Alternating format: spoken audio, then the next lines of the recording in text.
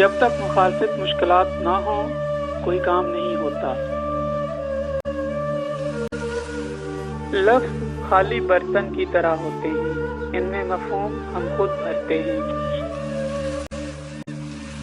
اولاد پر والدین کی مرضی واجب ہے، مگر والدین پر اولاد کی مرضی فرض ہے۔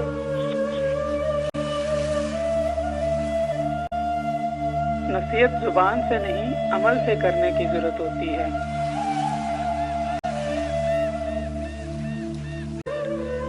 مسلمان ایک کردار کا نام ہے جو اللہ کے احکامات پر عمل کرنے سے وجود میں آتا ہے۔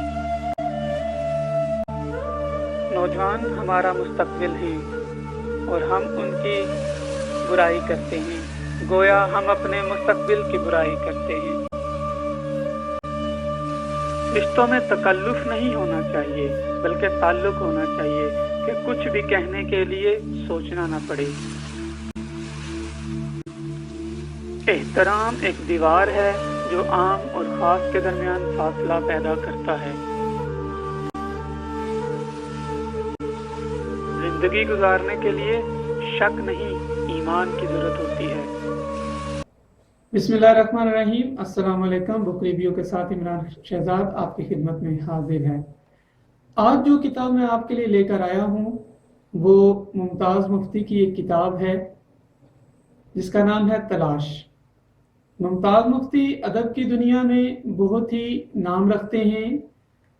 انہوں نے کئی کتابیں لکھی جن میں لبیک ان کی کتاب ہے، دوسری کتاب الکھ نگری ہے، اور اس کے علاوہ اور بھی کئی ان کی کتابیں اور مختلف قسم کے مضامین شائع ہو چکے ہیں۔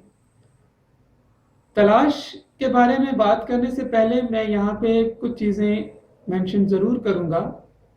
ممتاز مفتی کا جو انداز ہے وہ تھوڑا سا مختلف ہے۔ انہوں نے کوئی بھی بات جو مذہب کے حوالے سے کی ہے وہ ٹریڈیشنل طریقے سے نہیں کی۔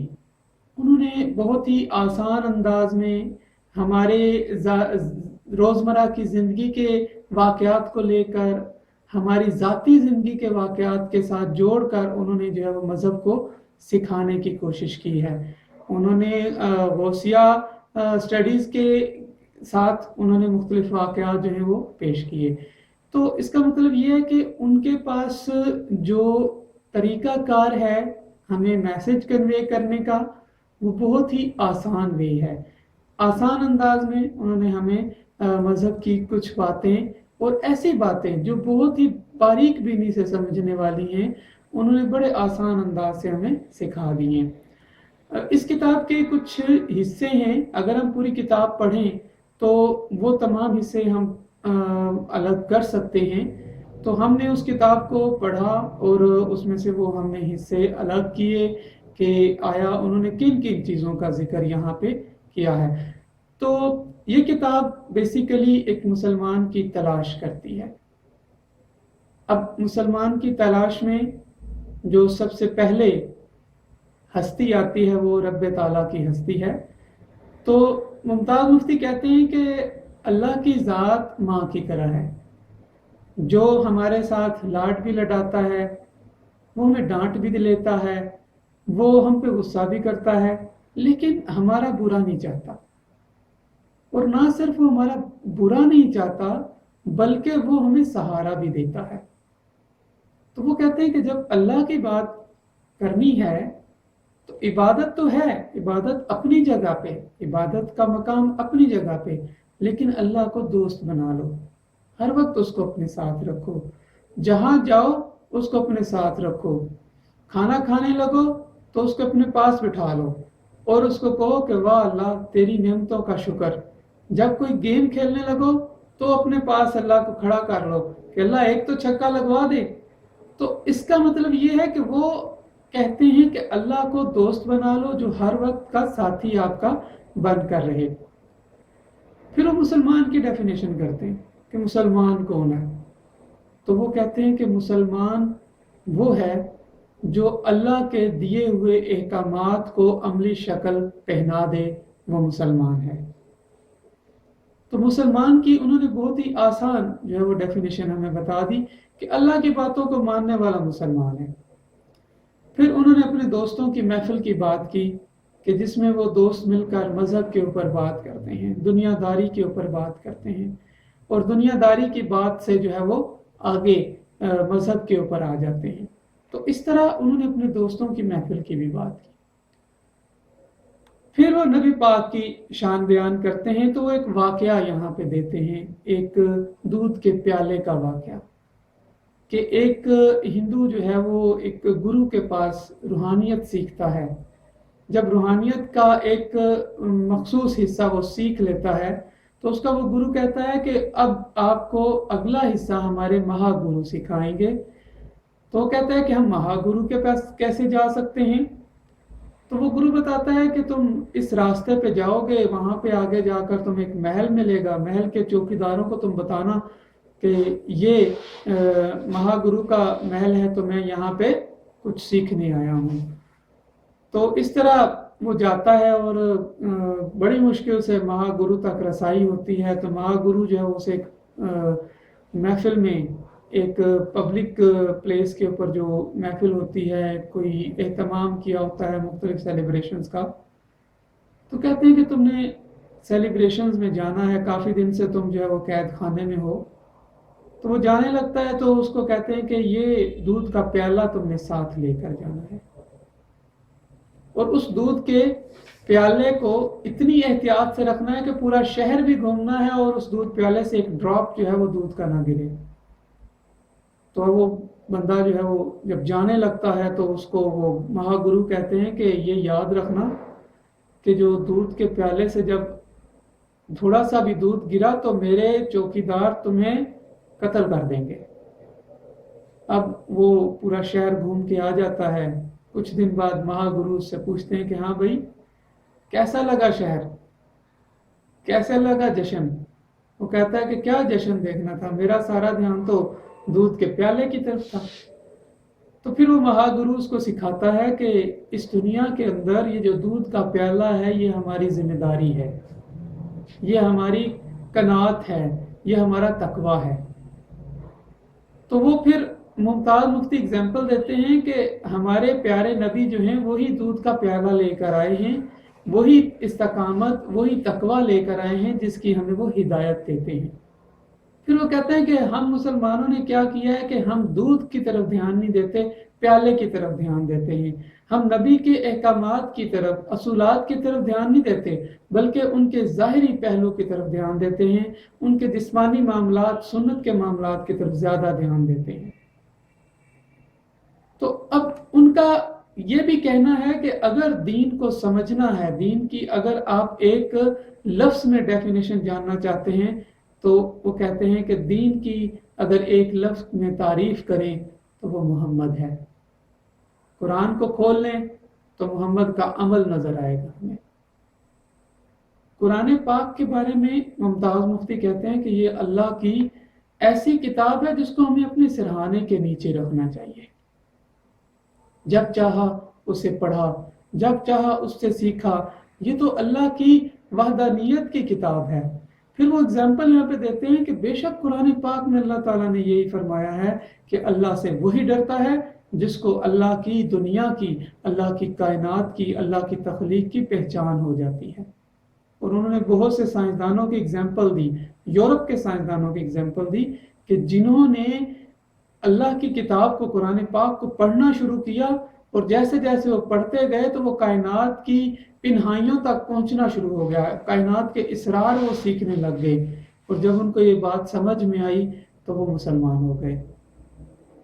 پھر ممتاز مفتی اسلام کی بات کرتے ہیں۔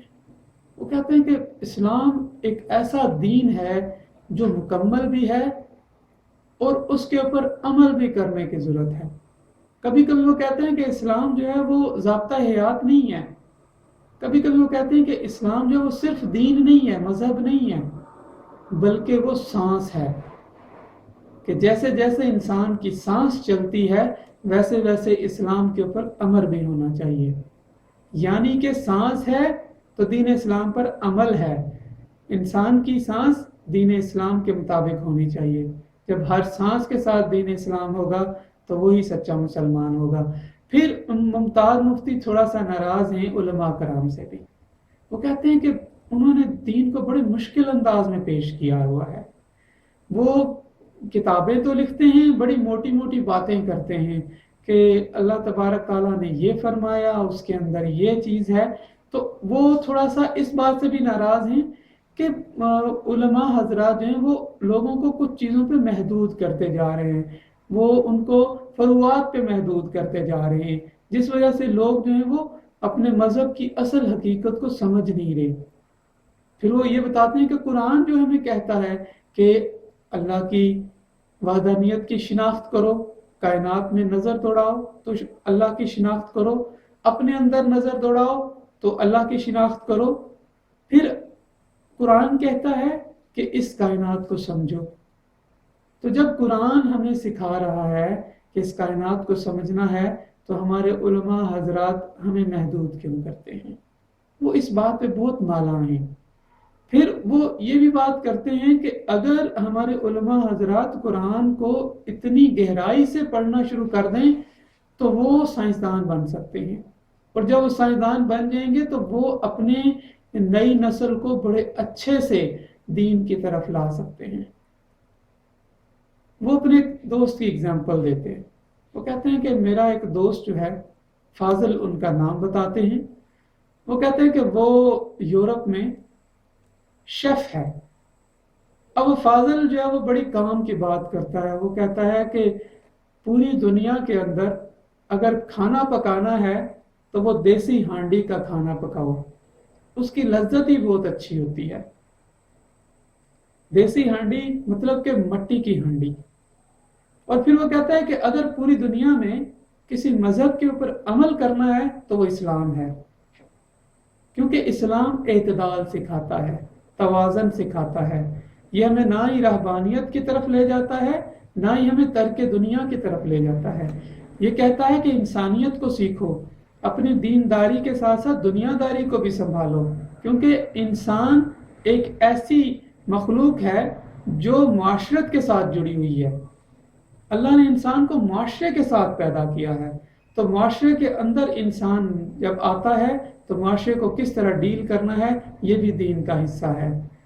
وہ مختلف رائٹرز کی بات کرتے ہیں جو یورپ کے ہیں، مختلف سائنٹسٹ کی بات کرتے ہیں جو یورپ، امریکہ اور کینیڈا سے تعلق رکھتے ہیں. ان کے مختلف انٹرویوز کی وہ بات کرتے ہیں کہ جس میں وہ اسلام کی وحدانیت کے اوپر بات کرتے ہیں. جنہوں نے اسلام قبول کیا ان کے انٹرویوز بتا رہے ہیں. وہ اتنی گہرائی سے وہ لوگ قرآن کو اور اسلام کو سمجھتے ہیں کہ وہ کہتے ہیں کہ یہ ایسا دین ہے جو انسانیت کے اوپر بات کرتا ہے، لوگوں کی قدر کرنے کی بات کرتا ہے، لوگوں کی خیالداری کی بات کرتا ہے. اور آج تک انہوں نے جو دین دیکھا، یعنی کہ عیسائیت کو دیکھا یا یہودیت کو دیکھا، وہ تو صرف رہبانیت سکھا رہا ہے. یعنی کہ وہ سکھاتا ہے کہ یا دنیا ہے یا دین ہے، یعنی کہ ایک سائڈ پہ رہنا ہے. اور اسلام کہتا ہے دین اور دنیا کو ساتھ لے کر چلنا ہے. تو اس طرح اسلام کی وحدانیت اور اسلام کی ڈیپتھ کو وہ جو ہے وہ بڑے آسان انداز میں ہمیں سکھا رہے ہیں. پھر ممتاز مفتی علماء حضرات سے کہتے ہیں کہ ہمیں اپنے دین کو اپنی نئی نسل تک پہنچانے کے لیے اس کو آسان بنا کے بھیجنا ہے، اس کو بہت زیادہ جو ہے مشکل نہیں بنانا. اگر مشکل بنائیں گے تو ہماری نئی نسل نہیں سیکھ سکے گی، کیونکہ نئی نسل کے اوپر یورپ کے اثرات ہیں، امریکہ کے اثرات ہیں، مختلف تہذیبوں کے اثرات ہیں، آج کی ٹیکنالوجی کے اثرات ہیں. اور آج کی ٹیکنالوجی کے اندر ہم اپنی نئی نسل کو کس طرح سکھا سکتے ہیں کہ ہمارا اسلام کیا ہے. پھر ممتاز مفتی کہتے ہیں کہ دین اسلام اور قرآن پاک، اس کے اندر اتنی گہرائی اور ہمہ گیری ہے کہ آج 1400 سال گزرنے کے باوجود بھی دین اسلام آج بھی ویسا ہی ہے کہ جیسے ابھی اس دنیا میں نازل ہوا. آج بھی اس کی تعلیمات جو ہیں آج کے دور کے لیے جو اپلیکیبل ہیں، مطابقت رکھتی ہیں. اس کا مطلب ہے کہ دین اسلام کے اندر اتنی صلاحیت ہے کہ وہ ہر دور کے اندر انسان کو گائیڈ کر سکتا ہے، انسان کو مشکلات سے نکال سکتا ہے، انسان کو دکھ سے نکال سکتا ہے. اگر ایک انسان دکھی ہے تو اس کو سکون میں لے کے آ سکتا ہے. پھر ممتاز مفتی کہتے ہیں کہ اللہ تعالیٰ کی گود میں جا کر گھس جاؤ. جیسے ماں کی گود میں انسان چلا جاتا ہے تو پرسکون ہو جاتا ہے، تو اللہ کو بھی اپنے ساتھ ایسا محسوس کرو، وہ آپ کی 70 ماؤں کی طرح ہے، وہ آپ کو 70 ماؤں کا پیار دے سکتا ہے، وہ آپ کو ہر قسم کا لاڈ لڈا سکتا ہے۔ تو یہ باتیں وہ کر کے اللہ کے ساتھ اتنی زیادہ محبت پیدا کرتے ہیں ایک انسان کے دل میں کہ واقعی انسان یہ سیکھنا شروع کر دیتا ہے کہ واقعی اللہ ہمارے ساتھ ہوتا ہے۔ اور ہم اگر صوفیاء کرام کی حکایات دیکھیں تو اس میں تو ہمیں بارہا یہ چیزیں ملیں گی کہ جس میں اللہ جو ہے وہ انسان کے ساتھ بالکل ہر وقت ہوتا ہے۔ اور اگر ہم قرآن کو دیکھیں تو خداوند تعالیٰ نے کیا فرمایا کہ میں تمہاری شہرت سے بھی زیادہ قریب ہوں، تو بے شک اللہ ہمارے ساتھ ہر وقت ہوتا ہے۔ ممتاز مفتی یہاں پہ عالمی دنیا کی بھی بات کرتے ہیں، ان کی نظر عالمی طور پر بہت جو ہے وہ گہری نظر سے دیکھتے ہیں کہ پوری دنیا کے اندر اسلام کے خلاف بہت سی سازشیں ہو رہی ہیں۔ یورپ کے اندر ایسی تحریکیں چل رہی ہیں جو اسلام کے بارے میں کلیئرٹی نہیں پیدا ہونے دیتی کہ اسلام کیا ہے، لوگوں کو پتہ ہی نہیں چلنے دے رہے، وہ اسلام کی غلط تصویر پیش کر رہے ہیں، وہ اسلام کو غلط طریقے سے ڈیفائن کر رہے ہیں، جس وجہ سے وہاں کے لوگ، یورپ کے، امریکہ کے پڑھے لکھے لوگ اسلام کے بارے میں مکمل طور پر جانتے نہیں ہیں، لیکن جب وہ جانتے ہیں تو وہ اسلام کے دائرے میں شامل ہو جاتے ہیں، یعنی کہ مسلمان ہو جاتے ہیں۔ پھر وہ کہتے ہیں کہ یہ جو جہالت ہے یہ انسان کو بت پرستی سکھاتی ہے، اور پھر ایک بہت بڑے ملک کی وہ اگزامپل دیتے ہیں کہ وہ ایسا ملک ہے جہاں بت پرستی ہو رہی ہے، اور جیسے جیسے وہاں پہ علم آ رہا ہے، جیسے جیسے وہاں پہ لوگوں کو معلومات مل رہی ہے، آگاہی مل رہی ہے، وہ بت پرستی سے دور ہونے کی کوشش کر رہے ہیں۔ تو انہوں نے اتنی اچھے طریقے سے عالمی طور پر جو ہے نا وہ اسلام کی آگاہی کی بات کی ہے کہ ہم سمجھ سکتے ہیں کہ ہمارا دین کتنا ہماگیر ہے۔ پھر انہوں نے بڑوں کے حوالے سے بات کی ہے، وہ کہتے ہیں کہ بڑوں کا یہ حق ہے کہ اپنے چھوٹوں کو سنیں۔ وہ کہتے ہیں کہ جو بڑوں کا حکم ماننا ہے وہ بچوں کی ذمہ داری ہے، لیکن بچوں کی رائے سننا بڑوں کا فرض ہے۔ ہم کیا کرتے ہیں کہ ہم اپنی اولاد کی رائے نہیں سنتے، ہم ان کی خواہش کو نہیں سمجھتے، ہم ان کی زندگی میں دخل اندازی کرتے ہیں۔ جب بچے شادی شدہ ہو جاتے ہیں تو ان کی زندگی میں دخل اندازی کرتے ہیں اور ان کی زندگی ڈسٹرب کر دیتے ہیں۔ تو وہ بہت گہرائی سے یہ باتیں کرتے ہیں اور ایگزامپلز دیتے ہیں، اپنے گھر کی ایگزامپل دیتے ہیں، اپنی والدہ کی ایگزامپل دے رہے ہیں، اپنے بزرگوں کی ایگزامپل دے رہے ہیں کہ انہوں نے کس طرح اپنے بچوں کو سکھایا کہ ہم اپنے خاندان کو کس طرح چلا سکتے ہیں۔ وہ کہتے ہیں کہ اگر اپنے گھر میں اچھی زندگی گزارنی ہے تو ہماری شخصیت کے نوکدار پہلو جو ہیں ان کو گول کر دیں، یعنی کہ اپنے اندر عاجزی لے آئیں، لوگوں کو برداشت کرنا سیکھیں، تاکہ لوگ آپ کے ساتھ بات کرتے ہوئے ہچکچائیں نہیں، آپ کو کچھ کہتے ہوئے پریشان نہ ہوں۔ تو یعنی کہ وہ اتنی ہماگیری سے ہمیں ہر چیز سکھا رہے ہیں کہ جس طرح ہم جو ہے وہ خود اپنی ظاہری زندگی کو، اپنی عام روزمرہ کی زندگی میں یہ چیزیں دیکھ رہے ہیں، مطلب کہ ان کی یہ جو ٹیچنگ ہے وہ بہت ہی آسان انداز میں انہوں نے یہ پوری کتاب جو ہے وہ لکھی ہے۔ پھر اینڈ میں وہ ایک بہت ہی دلچسپ بات لکھتے ہیں، اور وہ ان کی بات جو ہے وہ بہت ہی گہری بات ہے۔ وہ کہتے ہیں کہ یہ کتاب میں لکھ رہا ہوں واپس جانے کے لیے، یعنی کہ وہ اللہ کے سامنے پیش ہونے کے لیے یہ کتاب لکھ رہے ہیں، تاکہ وہ اللہ کے سامنے عزت کے ساتھ پیش ہو سکیں، اللہ کے سامنے وہ جا کر اپنے آپ کو یہ کہہ سکیں کہ اے باری تعالیٰ، میں نے اپنے طور پر تیری ہدایات لوگ تک پہنچائی ہے۔ بنیادی طور پر ممتاز مفتی جو ہیں وہ ایک رائٹر ہیں اور وہ آرٹیکلز لکھتے ہیں، تو یہ کتاب پوری ایسے تمام آرٹیکلز کا مجموعہ ہے جو انہوں نے مختلف اخبارات میں آرٹیکل کی شکل میں تلاش کے نام سے یہ اپنی تحریر بھیجی، اور پھر ان کو لوگوں کے خطوط ملے اور ہزاروں کی تعداد میں خطوط ملے، تو پھر انہوں نے اپنے تمام ان آرٹیکلز کو اکٹھا کیا اور یہ کتاب بنا دی۔ تو اس طرح یہ کتاب ہمارے سامنے آئی اور ہم نے اس کو اسٹڈی کیا اور اس کا ایک خلاصہ آپ کے سامنے پیش کیا۔